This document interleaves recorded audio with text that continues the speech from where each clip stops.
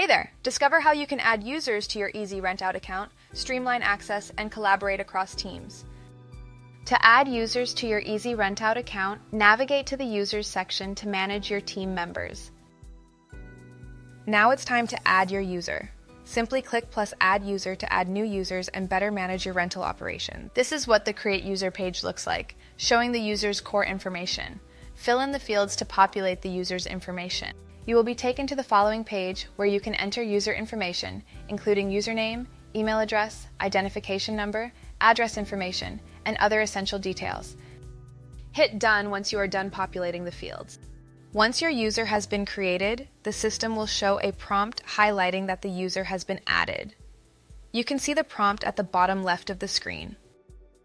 You can also edit the user details, deactivate their profile, or add more information in a few clicks.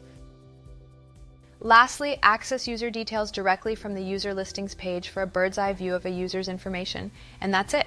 You are good to use your user data for your internal rental operations.